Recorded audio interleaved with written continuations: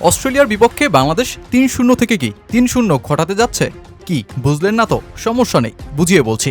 দ্বিতীয় ওয়ানডেতে ঠিক যেই ম্যাচে বাংলাদেশ ঐতিহাসিক সিরিজ জিতে উল্লাসে মেতেছিল, সেখানে অস্ট্রেলিয়ার শুরুর ৩ উইকেট ফেলে দিয়েছিল টাইগাররা মোটে 0 রানে, যা কিনা ওয়ানডে ক্রিকেট ইতিহাসের চতুর্থ ঘটনা।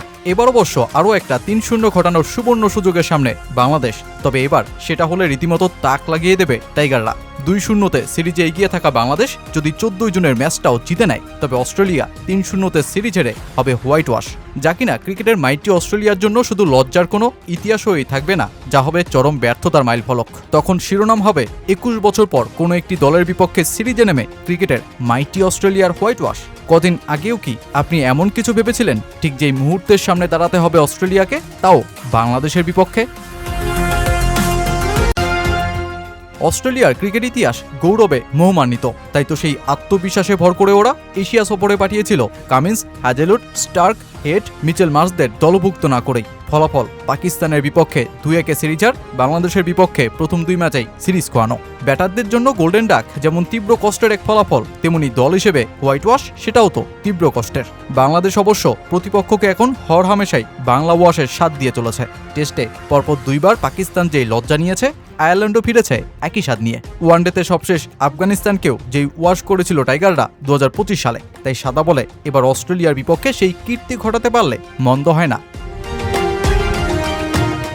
ওয়েস্ট ইন্ডিজ, পাকিস্তান, নিউজিল্যান্ড ও সবশেষ অস্ট্রেলিয়া, টানা ৪ ওয়ানডে সিরিজে জয় বাংলাদেশের। টেস্ট সাফল্যের হাত ধরে ওয়ানডেতেও চলছে চমক, আর বাংলাদেশ শিখছে, ধরতে পারছে জয়ী ম্যাচেও ভুলগুলো। এই তো অস্ট্রেলিয়ার বিপক্ষে সিরিজ জিতে ড্রেসিং রুমের আলোচনায় মুস্তাফিজ দলের উদ্দেশ্যে রাখলেন বিশেষ বার্তা। ব্যাটারদের আরও ভালো করার আহ্বানও তার কণ্ঠে। তিনি বলেন, যদি আমরা আসলেই বিশ্বকাপ চ্যাম্পিয়ন হওয়ার যোগ্য হই, তাহলে আমাদের আরও ভালো হওয়া উচিত। ভালো বলতে ওদের ৫ উইকেট যাওয়ার পরও দেখলাম ওরা ২ জন রান করছে। ওরা প্রমাণ করেছে ওরা বড় টিম। ৬০ বা ৭০ রানে ৫ উইকেট হারানোর পরও রান করেছে। আমরা এরকম সুযোগ পেলে ঝুলে আছি। আমি কয়টা রান করলাম, বাকিটা ও করবে। আরে আমি আসবো কেন? আমি, তাসকিন, আমরা ব্যাটিং করতে যাব কেন? ওয়ানডেতে অস্ট্রেলিয়ার সাফল্যটা সকল ব্যর্থতাকে আড়াল করে রেখেছে। দলটা সবশেষ ৩ ম্যাচের ওয়ানডে সিরিজে হোয়াইট ওয়াশ হয়েছিল ২০২০ সালে দক্ষিণ আফ্রিকার বিপক্ষে। দীর্ঘ ৬ বছর পর আবারও ওরা সেই একই মুহূর্তের সামনে দাঁড়িয়ে।